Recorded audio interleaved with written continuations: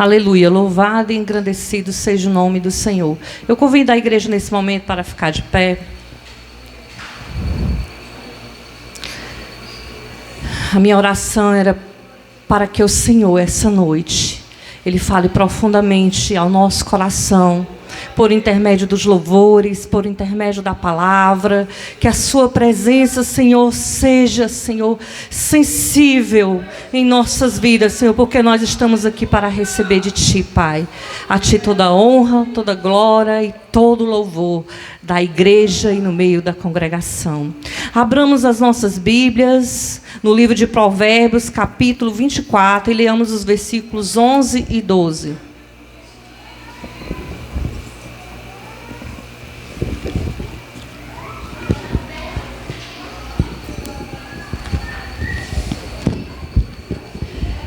Diz assim a palavra de Deus: livra os que estão sendo levados para a morte e salva os que cambaleiam indo para serem mortos. Se disserem, não o soubemos, não perceberá aquele que pesa os corações? Não saberá aquele que atenta para a tua alma? E não pagará ele ao homem segundo as suas obras? Poder sentar, amada igreja. Aleluia, Jesus. Eu também gostaria de ler um versículo que se encontra em Judas, versículo 22 e versículo 23.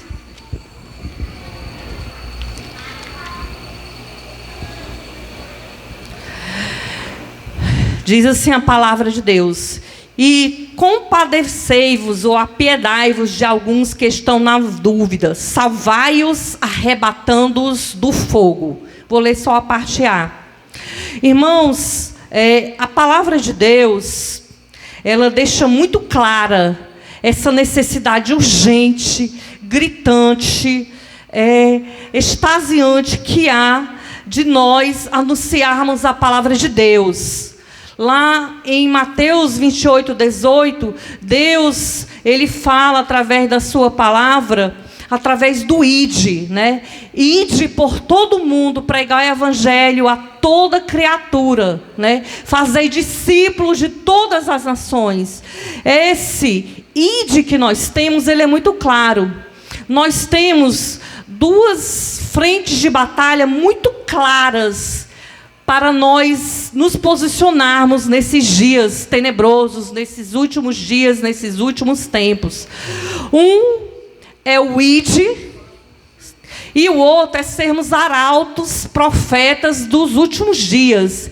E eu creio que a nossa igreja, ela tem se levantado desta forma, com a graça de Deus, de sermos profetas e arautos dos últimos dias, né? Eu louvo a Deus pelo anjo da igreja, pelos ministros, pelos pastores, pelos evangelistas, pelos mestres, pelos dirigentes, por cada homem de Deus que tem se colocado e tem se levantado e tem se posicionado e tem se contraposto contra o mal que tem avançado nesses dias, porque nós sabemos que só há um que detém a manifestação do anticristo, que é o Espírito Santo que está no meio da igreja. Então a igreja tem esse papel profético.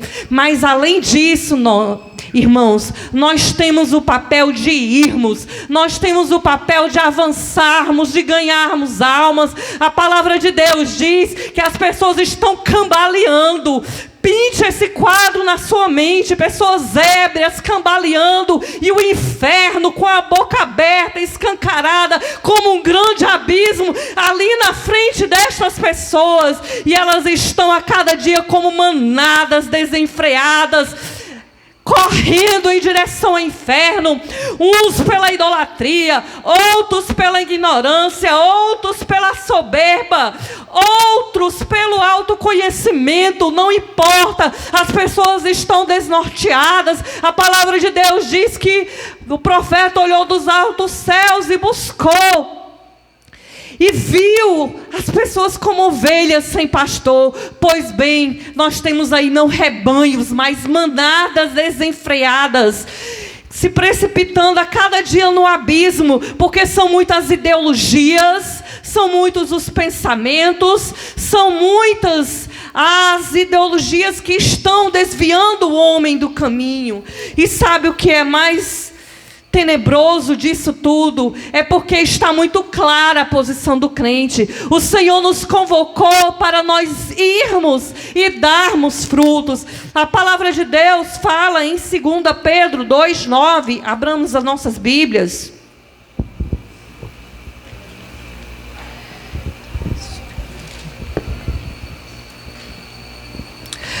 Primeira Pedro 2,9 e 10 nos diz assim: vós, porém, sois raça eleita, sacerdócio real, nação santa, povo de propriedade exclusiva de Deus, a fim de proclamardes a virtude daquele que vos chamou das trevas para a sua maravilhosa luz.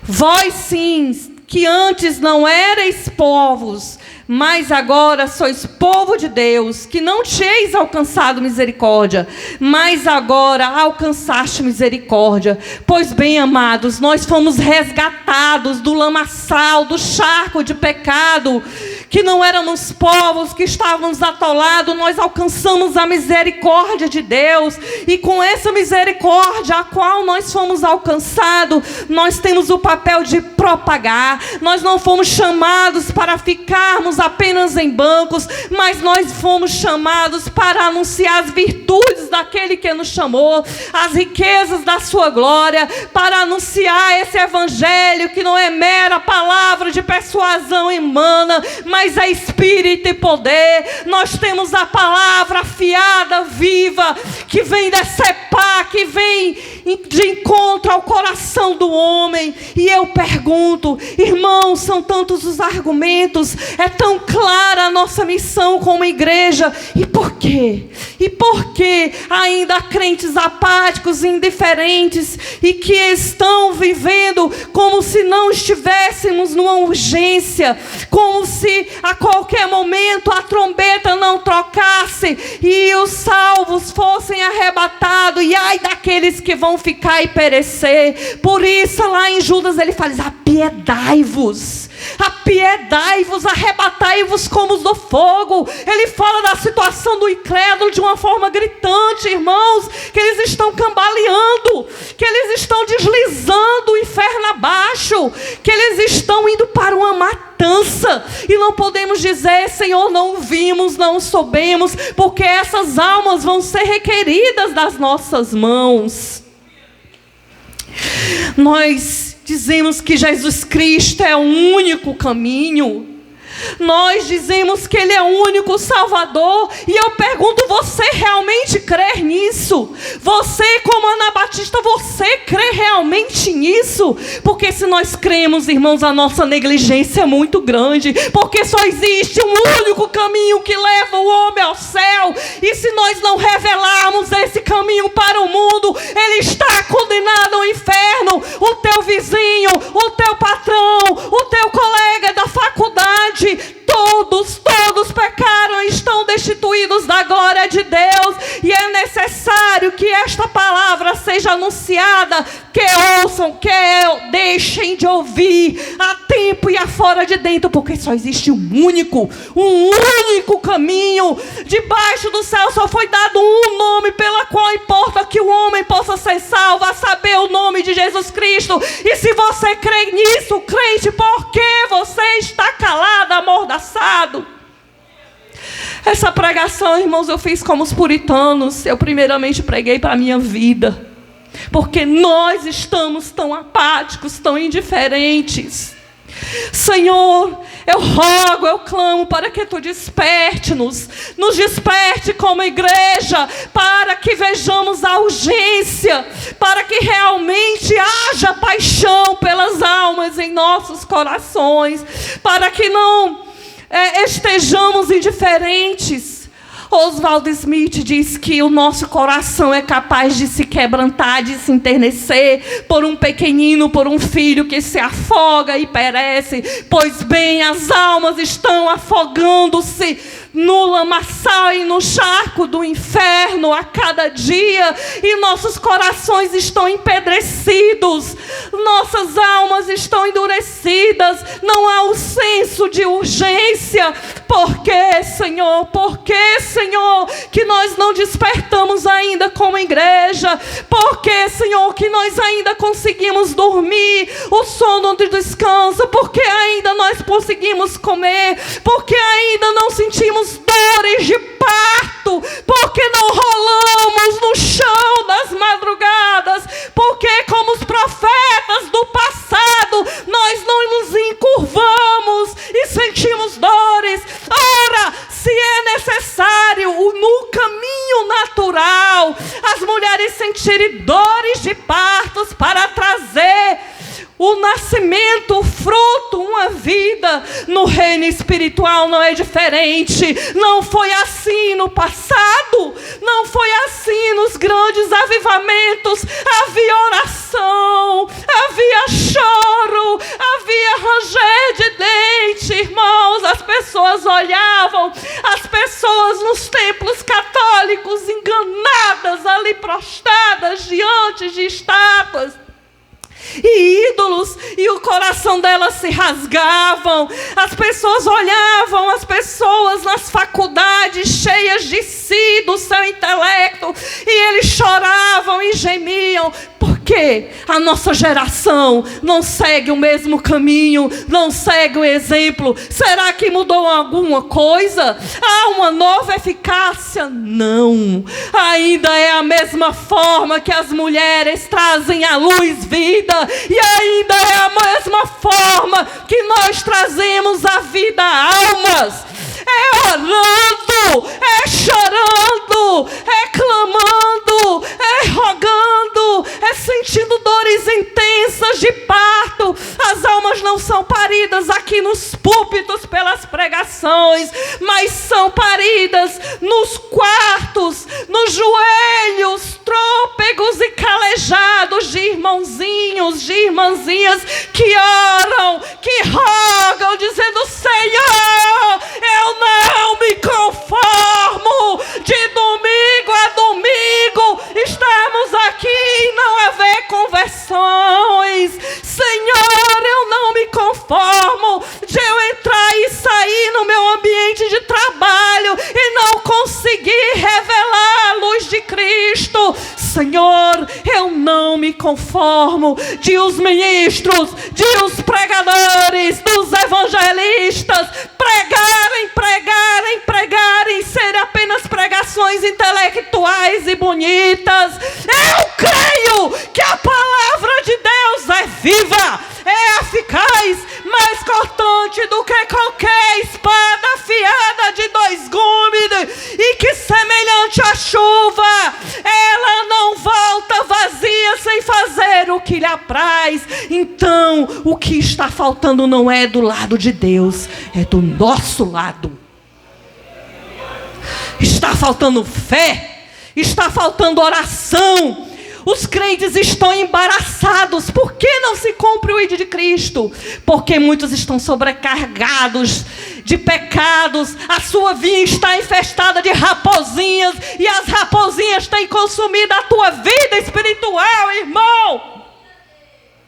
Expulsai as raposinhas da vinha. Confesse o teu pecado e deixa, porque aquele que confessa e deixa alcança misericórdia. Este é o escândalo do cristianismo. Em nenhum outro nome há salvação. Só um caminho, Jesus Cristo. Só Jesus Cristo é o Senhor.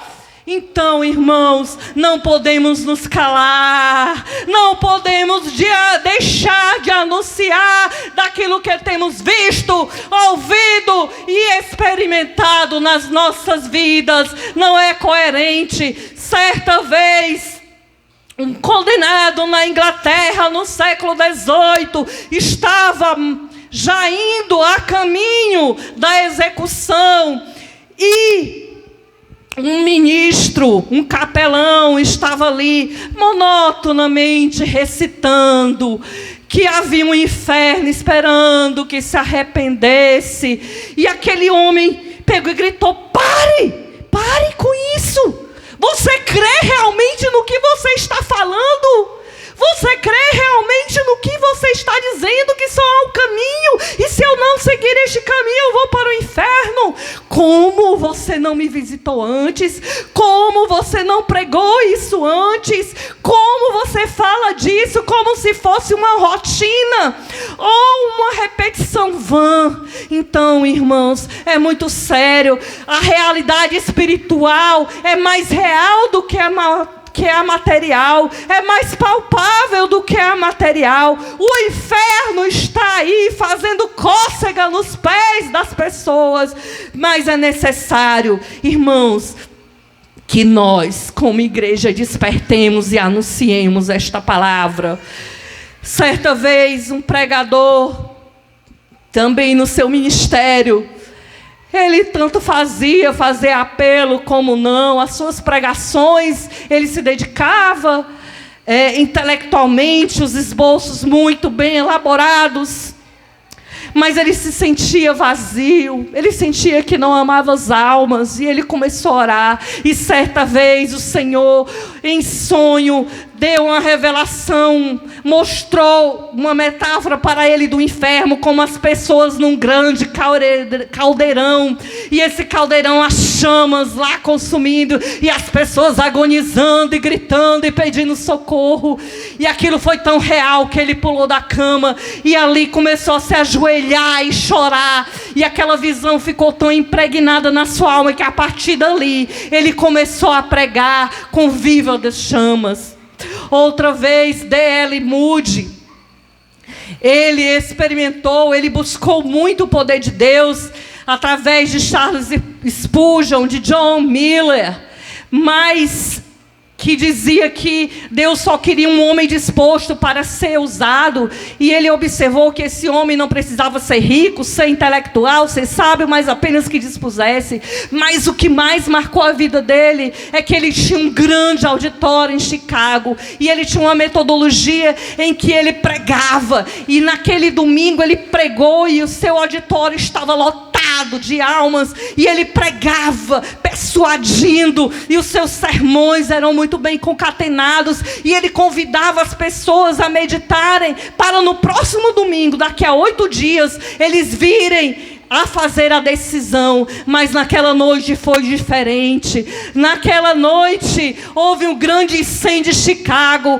e aquele auditório foi consumido, e sua casa e toda a cidade foi levada em chamas, e ele com o rosto em pó pediu perdão ao Senhor, porque nunca mais ele teve a oportunidade de alcançar aquelas vidas, e ele pediu ao Senhor mais uma chance, e daquele dia em diante ele nunca mais deixou de fazer o apelo, porque é urgente, irmãos. As almas estão indo para o inferno, e nós estamos indiferentes, porque estamos ocupados com muitas preocupações, com muitas coisas. Mas hoje, que o Senhor, através do seu Santo Espírito, possa imprimir em nossos corações essa urgência. Se você clamar, o Senhor vai colocar. Se o Senhor rogar, o Senhor vai colocar. Certa época da minha vida eu roguei desta forma, e Deus fez desta forma, e eu rogo novamente que Deus coloque em nossos corações essa urgência. E Deus fez de tal forma que eu sentava do ônibus e eu queria ler a Bíblia, e Deus não deixava, porque eu olhava para um lado, meu Deus, essa vida vai para o inferno. Eu olhava para frente, esse outro vai para o inferno.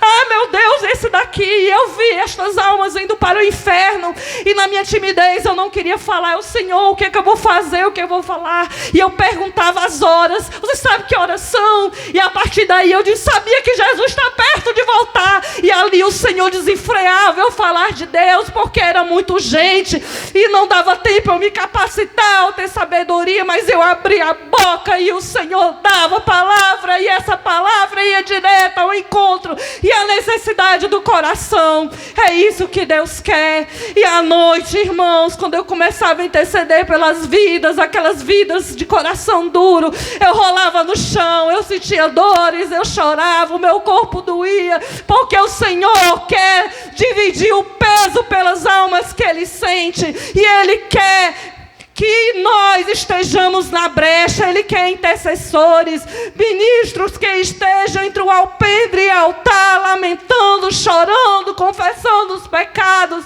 É necessário que a igreja como um todo se levante na posição de intercessor, se coloque na sua vida, abandone os seus pecados, tudo aquilo que tem sido empecilho, todas as raposinhas que você, todos os pecados de estimação que você tem deixado na sua vida e tem atrapalhado.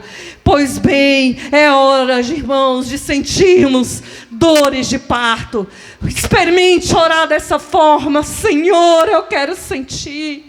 Senhor, eu quero interceder verdadeiramente. Experimente, irmãos, porque o Senhor nos convida lá em Joel a nós cingirmos de pano de saco, a lamentar e a chorar, os sacerdotes gemerem e os ministros de altar, entrarmos e passarmos vestidos de pano de saco e cinza, durante a noite, durante as madrugadas, clamarmos e buscarmos a Deus. Irmãos, e eu estive meditando, todos esses homens e mulheres de Deus que foram grandemente usados, eles seguiam uma mesma trilha. Nesses dias o pastor Glauco pregou e ele falou que tem instruído a sua igreja a observar a história da igreja, os metodistas, os puritanos, os reformadores, os heróis da fé, e nós imitarmos. E quando nós olhamos para a vida desses homens, nós vemos o quanto Deus já usou esses homens que são iguais a nós, sujeitos às mesmas paixões e às mesmas fraquezas, que possamos orar como Billy Graham fez: Senhor, faz de novo. Senhor, faz de novo. Eis-me aqui, Senhor, usa-me a mim. Nós estamos numa geração perversa que não ama a Deus. Homens traidores, atrevidos, que não obedecem a pais e mães, que são mais amantes de si, que têm seguido doutrinas e ensinos de demônios. Nossa sociedade, nossa geração, nosso país está infestado de ideologias demoníacas que querem destruir a família e todo conhecimento que se levanta e exalta o nome do Senhor. Mas que Deus levante nesses dias uma igreja forte, que ora, que tem santidade, que levanta a sua voz como arauto, que nós possamos ver homens e mulheres nas praças, nas esquinas, nas ruas, que nós possamos ver nas escolas, nas universidades, aonde o Senhor te colocar. Diz: Senhor, eis-me aqui, eu coloquei o meu pé aqui, Senhor, e eu reclamo este lugar para ti. Eu reclamo, eu não quero perder nenhuma alma, eu quero ganhar essas pessoas aqui da minha vizinhança em volta, essas crianças que têm sido evangelizadas nas quartas-feiras. Eu não quero perder nenhuma para o diabo, Senhor. Usa as tuas servas, usa as professoras, usa as mães para instruir os seus filhos. Nos usa, Senhor, para fazermos diferença no meio dessa geração. Que o Senhor nos levante, não apenas com fórmulas, não apenas com ritualismo, mas cada um de nós que possamos ser uma flecha afiada. Que a palavra de Deus não seja vã na tua boca, meu irmão, minha irmã. Não importa se você é criança, se você é idoso, se você é mãe. Susana Wesley teve 19 filhos e ela todo dia, diariamente, separava uma hora para estar a sós com o Senhor e interceder não só pela vida dos seus filhos, que glória a Deus, todos seguiram um caminho, foram ministros, missionários, pastores, evangelistas, mas ela intercedia pelas almas. Então não há desculpas, irmãs, e eu louvo a Deus. Eu tenho 3, tem irmãs que têm 5 ou mais, e quanto mais responsabilidade, mais ocupação, mais mas o Senhor nos faz remir o tempo. Crie o seu tempo. Nós não temos mais tempo a perder, porque nós não estamos aqui a passeio, nós estamos no campo de batalha, que possamos pelejar e entrar nessa peleja varonilmente, porque o Senhor dos exércitos nunca perdeu uma batalha. É Ele quem peleja por nós. Basta que nos posicionemos. Eu desafio você a orar, a jejuar, a buscar a presença de Deus. Jovem, idoso, criança, dona de casa, seja qual for a tua posição, se você ainda está aqui, o Senhor quer te usar, e Ele pode te usar. Se levante, porque os campos já estão brancos, e o Senhor tem nos comissionado a ir e a anunciar as suas virtudes. Que Deus possa abençoar poderosamente a sua igreja nessa noite, em nome de Jesus. Amém.